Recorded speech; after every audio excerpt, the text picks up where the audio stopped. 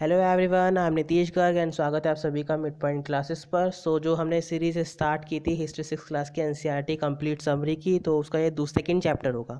ठीक है, तो इससे पहले हमने फर्स्ट चैप्टर जो है अपना मैंने अब वीडियो बना दी है उसकी, अगर आपने नहीं देखी है तो आप उसको देख सकते हैं जाकर। ठीक है, क्योंकि अगर आप फर्स्ट चैप्टर नहीं देखेंगे तो सेकंड भी आपको नहीं समझ में आने वाला है। ठीक है, एक दूसरे रिलेटेड होते हैं, तो आपको देखना पड़ेगा अगर आपको सेकंड चैप्टर समझना है तो।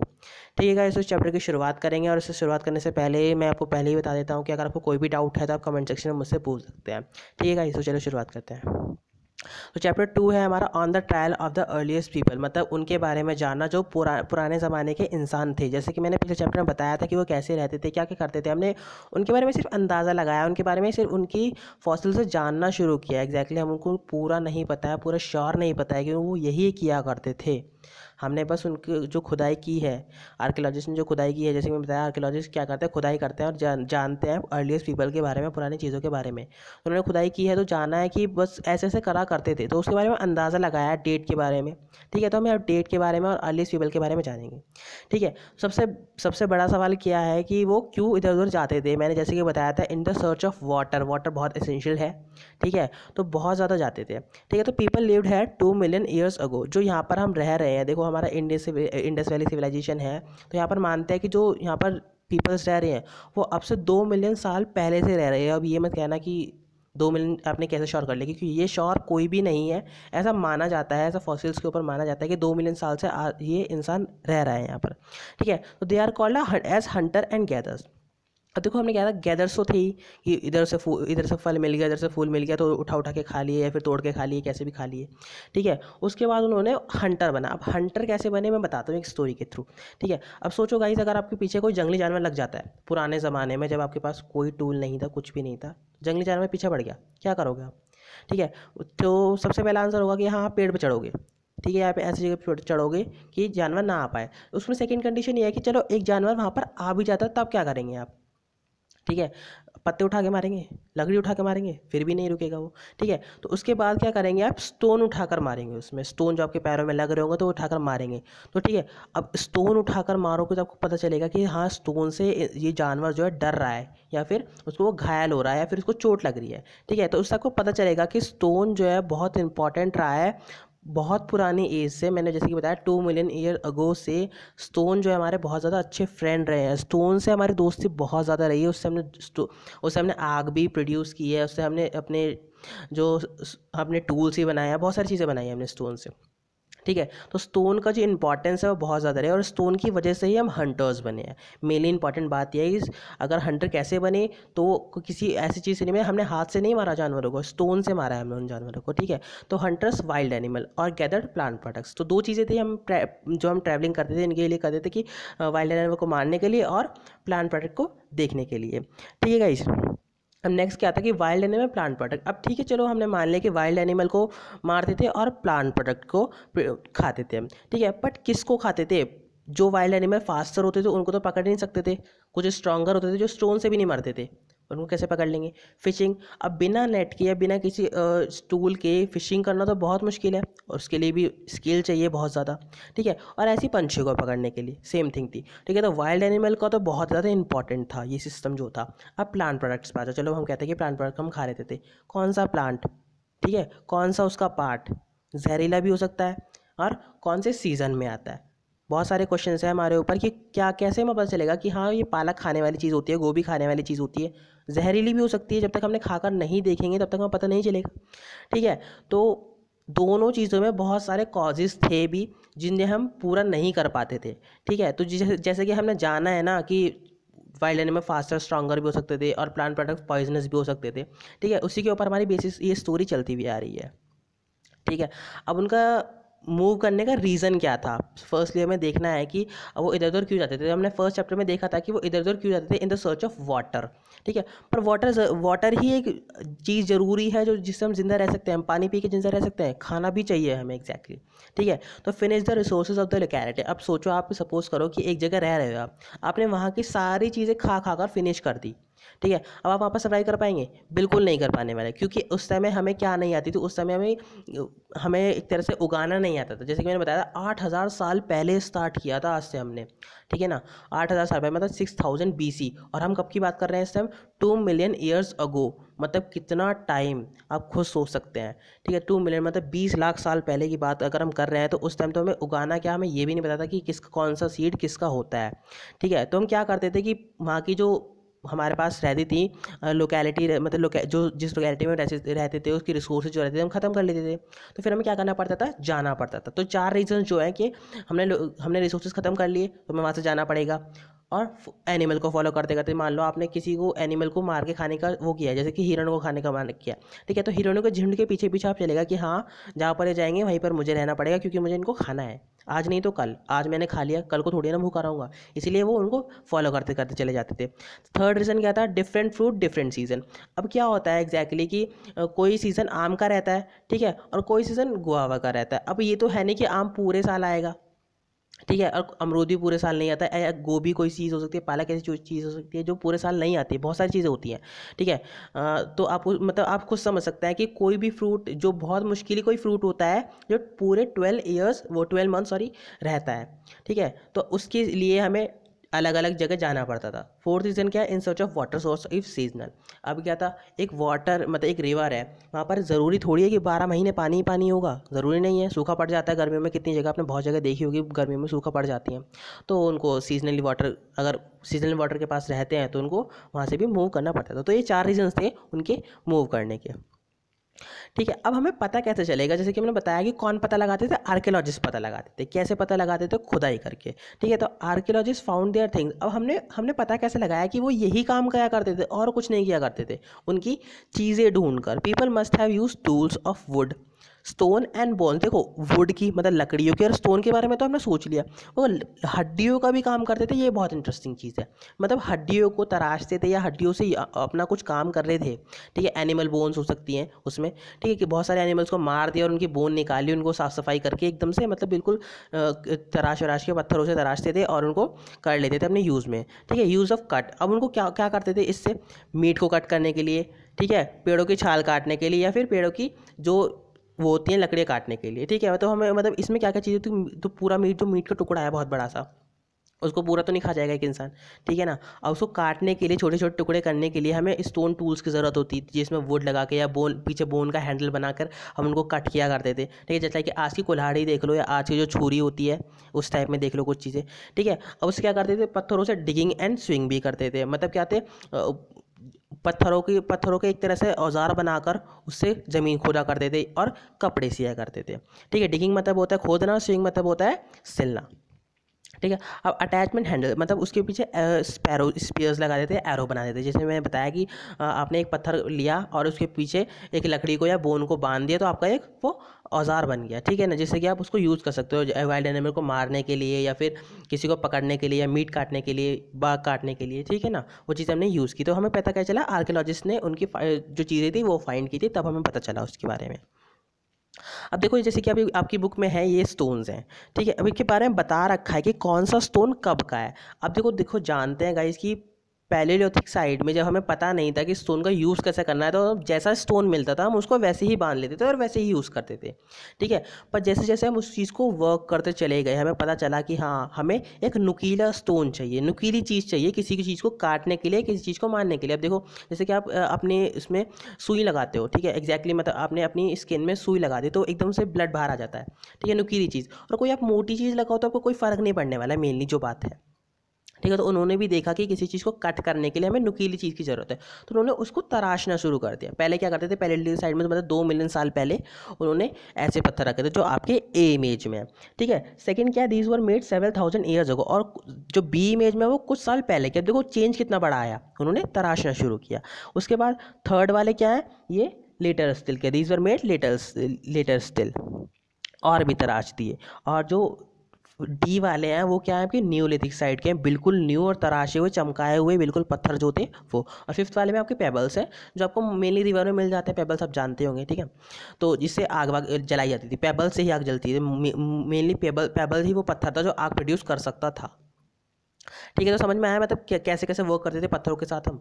ठीक है, आगे बढ़ते हैं। Technique of making stone tool. अब स्टोन टूल बनाते क्या सकते, तो दो जो हमने पाए गए हैं कि दो दो मेथड होते हैं स्टोन टूल बनाने के। कौन सा? स्टोन ऑन स्टोन और प्रेशर फ्लेकिंग। अब स्टोन ऑन स्टोन क्या करता है, एक पत्थर से दूसरे पत्थर को मारकर तराशते हैं एज अ हैमर। ठीक है, आपको समझ में आएगा कि मतलब एज अ हैमर मारेंगे तो वो थोड़ा थोड़ा हिस्सा टूटेगा उसका, और वो एक स्टोन जो है वो एकदम नुकीले टाइप में हो जाएगा।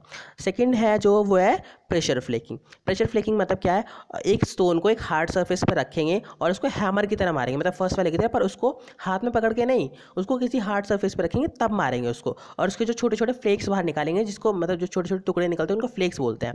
ठीक है, तो उससे क्या निकल उससे वो कौन सा प्रोसेस हो जाएगा? Pressure flaking. ठीक है, अब क्या होगा कि बट थ्रो अदर स्टोन और बोन इन बिटवीन, और क्या करते थे कि उनके अंदर मतलब एक तरह से छेद कर देते और बोन डाल देते या फिर लकड़ी डाल दिया करते थे, जिससे कि क्या एक हैंडल टाइप में बन जाए, वो एक आपका औजार बन जाए वो, है ना। तो यहाँ पर देखो बताया गया है कि जो ये वाली जो साइड है, how stone tools were made, one of the two technique is shown the illustration. ठीक है, इस तरह से ये कौन सी थी आपकी, ये आपकी स्टोन एंड स्टोन थी। एक स्टोन को दूसरे स्टोन से मारकर तराशा जा रहा है, देखो हाथ में पकड़ रखा है चीज़ को। सेकंड वाली प्रेशर फेकिंग किसी हार्ड सरफेस पर रख कर की जाती है, और फर्स्ट वाली कैसे भी पकड़ कर सकते।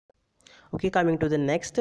तो वो रहते कहाँ पर थे, हमें अब ये देखना है कि वो रहते कहाँ थे एग्जैक्टली। अब देखो, आप सोच सकते हैं कि हमेशा वो खुले में नहीं रह सकते, उनको हमेशा एग्जैक्टली बारिश तूफान आया करते थे, या बहुत सारी चीज़ें नेचुरल कैलामिटीज़ रहती थी।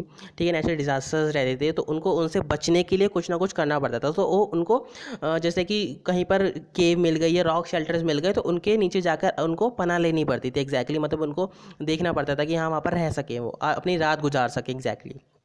ठीक है, क्योंकि ऐसा होता था कि उनको जंगली जानवर से बचने के लिए भी बहुत सारी चीज़ें ज़रूरत थी, क्योंकि एग्जैक्टली क्या है कि वो सोते सोते तो जंगली जानवर को मार नहीं सकते, जंगली जानवर भी तो हमला कर सकता है ना, तो उनसे भी तो बचना पड़ेगा एग्जैक्टली। बारिश तूफान से भी बचना पड़ेगा, तो उनको रॉक शेल्टर्स मिल गए थे। अब अगर वो वाटर बॉडीज़ के पास हो तो बहुत ही मतलब एक सोने पे सुहागा वाली बात है, क्योंकि आपकी वाटर बॉडीज भी एक तरह से आपका घर ही हो गया, कि पानी भी मिल रहा है, खाना भी मिल रहा है, और आपका घर भी यहीं हो गया। ठीक है, अब क्वालिटी स्टोन सब, अगर वहाँ पर स्टोन अवेलेबल हो तो भाई बहुत बहुत अच्छी चीज़ है। ठीक है, जैसे लाइक कि फैक्ट्री साइट्स के, फैक्ट्री साइट मतलब जहाँ पर आप अपने स्टोन के टूल्स बनाया करते थे। हैबिटेशन साइट जहाँ पर आप रहा करते थे। कुछ जगह ऐसी होती थी जो फैक्ट्री कम हैबिटेशन साइट भी आती थी, मतलब काम भी आप वहाँ पर कर रहे हैं और रह भी वहाँ पर रहे हैं। तो फैक्ट्री का कम हैबिटेशन साइट से अगर हम देखें तो बहुत सारी इंपॉर्टेंट साइट्स थी, उनमें से तीन जो मेन इंपॉर्टेंट है वो कौन सी है? भीमबेटका, हंसकी और करनाल केव्स। ठीक है, तो इनके बारे में जानते हैं पहले कि कौन कौन सी थी है। ठीक है, देखो यहाँ पर हम ये मैप दिया गया है आपकी बुक में, तो यहाँ पर देख सकते हैं कि भीमबेटका ये रहा। ठीक है, बिल्कुल मिडल में, नियर भोपाल से 50-60 किलोमीटर दूर है ये। ठीक है, और उसके बाद जो था आपका सेकेंड है करनाल केव्स, और उसके हल्का सा ही ऊपर हंस की। तो यहाँ पर जो हमारी ये पैलियोलिथिक साइट्स हैं कुछ, जो यहाँ पर हमें बता रहे हैं कि एग्जैक्टली ये जो हमारी थी फैक्ट्री कम हैबिटेशन साइट्स थी। फर्स्ट वाली है करनाल केव्स। ठीक है, यहाँ पर हमें एविडेंस ऑफ फायर मिला। देखो मतलब क्या है कि यहाँ पर पत्थर को स्टोन बनाते बनाते क्या मिल गया था, एक तरह से आग का आविष्कार हो गया था। उन्होंने एक तरह से एक पेबल को लिया करते थे और एक हार्ड स्टोन को लिया करते थे, ऐसा जैसे माना जाता है कि। ठीक है, तो कभी कभी शायद उन्होंने एक अचानक से पेबल ले लिया होगा, पेबल से ट्रैश कर दिया होगा और आग निकल गई होगी। ठीक है, तो एचेस के थोड़े से वो मिले हैं, एविडेंस मिले हैं वहाँ पर, फायर के एविडेंस मिले हैं। तो उससे क्या चीज़, अगर जब हमें फायर मिल गए तो एग्जैक्टली क्या, एक तरह से लाइट भी मिल गई हमें, मीट को कुक करके भी खाने लग गए, और जंगली जानवरों को भी भगा सकते थे आग जलाकर। ठीक है, जंगली जानवरों को अगर आग दिखाओ तो वो पास में नहीं आता है। ठीक है, अब देखो जैसे किसी को कच्चा मीट हजम नहीं होता तो वो पकाकर खा सकता था। ठीक है, तो करनाल केव्स ने हमें फायर दिया। उसके बाद हंस की आता था।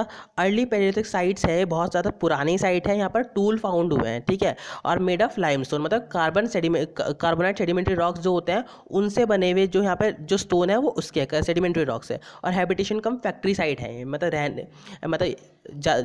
रहने वाली कम और काम करने वाली ज़्यादा साइड है। ठीक है, तो हम समझ सकते हैं। और इसके बाद जो है सबसे मेन इंपॉर्टेंट है भीमबेटका, नियर भोपाल 50-60 किलोमीटर्स के आसपास जो इलाका है वो है भीमबेटका में।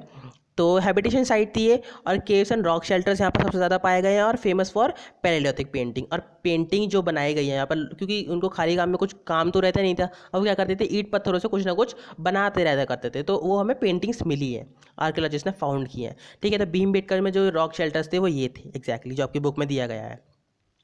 ठीक है ना। तो आपको समझ में आ गया होगा, तो तीन जो हमारी जगह थी, कुणाल केव्स, हंस और भीमबेटका, बहुत इंपॉर्टेंट चीज़ें हैं आपके, अगर आप अच्छे से समझ पाओ तो बहुत अच्छे से क्लियर हो जाएंगी आपको। ठीक है, उसके बाद क्या हुआ, अब आपकी बुक में दे रखा था चेंजिंग एनवायरमेंट 10,000 BC, मतलब 12,000 ईयर्स अगो दे रखा है, 10,000 BC हुई। अगर आप 2 साल कम, 2000 चल रहा है इस टाइम, 10,000 BC कहेंगे उस चीज़ को, 12,000 ईयर्स अगो, आज से पहले।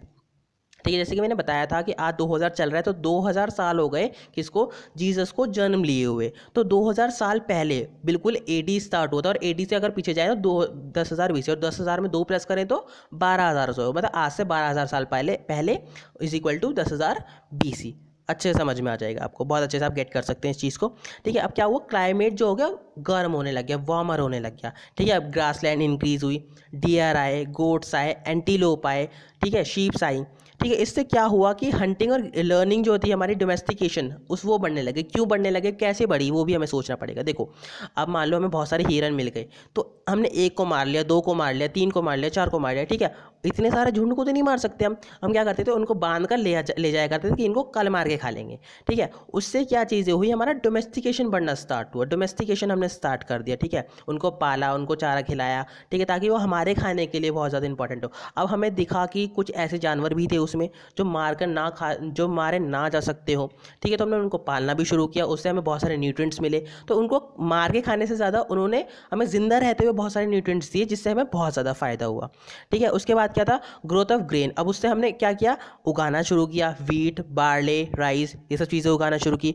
ठीक है, तो इस तरह से हमारा इन्वायरमेंट में चेंजिंग आया। देखो, मैं 10,000 साल पहले की बात कर रहा हूँ, तो वही आपका इंडस वैली सिविलाइजेशन वाला टाइम आ जाता है। ठीक है, आप 2 मिलियन साल पहले ही मत जाना, आप, मैंने यहाँ पर सीधे सीधे लिख रखा है 10,000 BC। ठीक है, कभी आप पैलेलिथिक साइड से इसको आप एक तरह से मैच कर लो। ठीक है, ये आपका रॉन्ग हो जाएगा। आप समझ सकते हैं 10,000 BC के आसपास आपका एग्रीकल्चर डोमेस्टिकेशन स्टार्ट हुआ था, पैलेलिथिक साइड में आपका नहीं हुआ। ठीक, अब और सबसे बड़ी मेन इंपॉर्टेंट बात है कि इंडिया में ऑस्ट्रिचेस पाए गए थे। कहाँ पर, पटना महाराष्ट्र की जो जगह थी, वहाँ पर ऑस्ट्रिचेस के फॉसिल्स मिले हैं। ठीक है, पैलेलिथिक पीरियड में मिले हैं, और जो उनकी शेल्स थी, उनकी शेल्स को भी एक तरह से डिज़ाइन किया गया है, डिज़ाइन और यूज़ ऑफ ब्रीड्स, मतलब एक तरह से ब्रीड्स के लिए डिज़ाइन किया गया, जो उनके अंडे के शेल्स रहते थे। ठीक है, तो बहुत इंपॉर्टेंट चीज़ है कि इंडिया में ऑस्ट्रिचेस का पाया जाना, पर कहते हैं कि एग्जैक्टली कि इंडिया में पहले थे ostriches.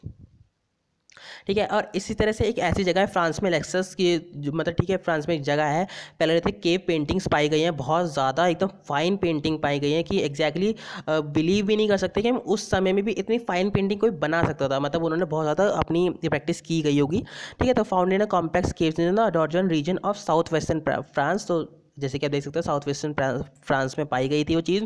Exceptional quality, size, sophistication and antiquity, मतलब बहुत ज़्यादा एक तरह से फाइन क्वालिटी से बनाई गई है, मतलब इतनी फाइन क्वालिटी है कि अगर हम आज भी उसको बनाने की कोशिश करें तो आज भी हम शायद उसमें चूक करते हैं, उन्होंने नहीं की।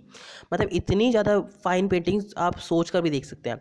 तो कहते हैं कि आज से 20,000 साल पुरानी पेंटिंग है वो, और जो एक तरह से लार्ज एनिमल्स की दिखाई गई। तो मैं पेंटिंग दिखाता हूँ आपको, ये पेंटिंग थी उसकी। ठीक है, अगर आप उसमें कलर वलर देखेंगे, कि आपकी बुक तो ब्लैक एंड वाइट दे रखी है, एग्जैक्टली कलर वलर में देखेंगे तो इतनी फाइन पेंटिंग, इतनी ज़्यादा अच्छी पेंटिंग बनाना उस टाइम में, आप खुद सोच सकते हैं 20 लाख साल पहले ऐसी तरह की पेंटिंग बनाना, मतलब हमारे लिए इम्पॉसिबल जैसी थिंग्स थी। जैसे कि मैंने बता रखा है, पैलेलिथिक साइड थी, पैलेलिथिक मतलब वही वाला टाइम। ठीक है, तो उस टाइम ऐसी पेंटिंग बनाना भी हमारे लिए बहुत बड़ी चीज़ थी। ठीक है, उसके बाद अब लिथिक एजेस की बात करते हैं। लिथिक मतलब होता है पत्थर, सबसे बढ़िया आप समझ ले। लिथिक मतलब होता है पत्थर, पैलियो मतलब पुराना टाइम, मीजो मतलब मिडल टाइम, नियो मतलब नया टाइम। ठीक है, पैलियो मतलब पुराना, मीजो मतलब मिडल, और नियो मतलब नया टाइम, और लिथिक मतलब होता है पत्थर। तो पूरा पाषाण काल, मतलब पुराने पत्थर की एज जिसे बोलते हैं, उसे पैलेलिथिक साइड बोलते हैं। तो ऐसा कहते हैं कि 2 मिलियन साल से 12,000 साल तक हमारी पैलेलिथिक साइड चली, जिसमें हमने सीखा, बहुत सारी चीज़ें सीखी हमने। देखो एग्जैक्टली ग्रो किया, बहुत सारी चीज़ें रहे, खाए, इधर उधर भटके, खाया पिया, मज़े में रहे एग्जैक्टली। ठीक है, 2 मिलियन साल से। अब ये मत कहना कि 2 मिलियन साल आपने कैसे डिसाइड कर लिया, ये भी माना हुआ है। मैंने कहा हिस्ट्री आधे से ज़्यादा मानी हुई है, आप इस स्टोरी की तरह समझिए, आप इसको फैक्ट की तरह मत समझिए। फैक्ट पढ़ेंगे तो आप बिल्कुल मतलब सब कुछ खो देंगे एग्जैक्टली हिस्ट्री में। फैक्ट मत पढ़िए, आप इसको समझ के करिए, आप इसको स्टोरी की तरह समझिए, एक स्टोरी है हिस्ट्री। ठीक है, उसके बाद है मेसोलिथिक टाइम आता है। अब यहाँ पर माइक्रोलिथिक स्टोर बनते, जैसे कि मैंने बताया था, पत्थर दिखाए थे मैंने आपको, उसमें बड़े बड़े पत्थर थे, उसके बाद हमने छोटा करना शुरू कर दिया, तो माइक्रोलिथिक हैंडल्स यूज़ करने स्टार्ट कर दिए, तो इसलिए मेसोलिथिक मतलब मिडल टाइम, जो 12,000 से आपका 10,000 ईयर्स अगो था। अब देखो कहीं बहुत ज़्यादा गाइस ये होता है कि एग्जैक्टली कोई भी कहता है कि पेलियोलिथिक टाइम 2 मिलियन से 10,000 साल तक था, तो कोई 12,000 साल तक था, मतलब हर किसी के अलग अलग टर्म्स हैं, तो इसलिए किसी को पक्का नहीं पता है कि एग्जैक्टली कब खत्म हुआ कब स्टार्ट हुआ, वो हम नहीं कह सकते, बट हम मान लेते हैं कि हाँ आपकी बुक में भी यही गिवन है एग्जैक्टली, तो हमने यही माना है। न्यूलिथिक एज जो थी 10,000 साल पहले से आज तक मानते हैं, बट एग्जैक्टली मैं आपको सही चीज़ बताऊँ, 10,000 साल से 8,000 साल तक न्यूलिथिक एज थी, और 8,000 साल के बाद जो रहती चारकोलिथिक एज स्टार्ट हो गई। अब आप सुनेंगे कि ये क्या नया है, चारकोलिथिक क्या नया आ गया अभी, आप पैलेलिथिक मेसोलिथिक और न्यूलिथिक में परेशान थे, अभी चारकोलिथिक क्या नया है। चारकोलिथिक कुछ नई चीज़ नहीं है, जो ब्रॉन्ज एज थी, ब्रॉन्ज का पाना, बहुत सारे ऑर्नामेंट्स का पाना, वो सब चारकोलिथिक एज में आ जाता है आपका, चारकोलिथिक एज जो चल रही थी, ठीक है, उसमें कोई कन्फ्यूज होने वाली बात नहीं है, बस यही चीज़ें हैं कुछ, ठीक है। उसके तो अब जो इवोल्यूशन हुआ, जैसे कि हमने बताया कि सब कुछ हुआ, पहले हम फूड गैदरर्स थे, उठा के भी मतलब इधर इधर से उठा लिया, उधर से उठा लिया, इधर से तोड़ लिया, उधर से तोड़ लिया, खा लिया, अपना पेट भर लिया। उसके बाद हम हंटर्स बने, ठीक है, अब मारना शुरू किया, हमें स्टोन मिले, स्टोन टूल्स मिले, मारना शुरू किया, फिर हमने डोमेस्टिकेशन स्टार्ट किया। कैसे डोमेस्टिकेशन स्टार्ट किया कि आज नहीं कल खा लेंगे, तो वो पल गए, ठीक है। अब जब डोमेस्टिकेशन स्टार्ट हो गया तो उनसे एग्रीकल्चर भी स्टार्ट हो गया, तो हम यहाँ तक पहुँच चुके हैं एग्जैक्टली। अब मैं पूरी स्टोरी बता रहा हूँ, देखो फर्स्ट चैप्टर में क्या था कि फर्स्ट चैप्टर में हम इंडस वैली सिविलाइजेशन ली थी एक, ठीक है। मेन स्टोरी जो है आपकी इस चैप्टर से स्टार्ट हुई कि आप उसमें समझेंगे धीरे धीरे हमने कैसे कैसे ग्रो किया, कि हम अब आगे और बदलेंगे, बहुत सारे चेंजेस होंगे हमारे, ठीक है ना। तो अब इस चैप्टर को बहुत अच्छे से अगर समझ पा रहे हैं, अब एक स्टोरी को एक कन्वर्ट कर पा रहे हैं, तो आप समझ जाएंगे कि हाँ हमने क्या क्या चीज़ें ग्रो की थी, और ठीक है, और आप फॉलो करते रहिए इस चीज़ को, मैं आगे के चैप्टर्स भी डालता रहूँगा। इस चैप्टर में बस इतना ही, ठीक है। आई होप ये वीडियो आपको पसंद आई होगी, अगर आपको ये पसंद आई है तो आप लाइक शेयर एंड कमेंट कर सकते हैं, ठीक है, and hit the subscribe button. Okay, तो इस वीडियो में बस इतना ही, and thank you so much.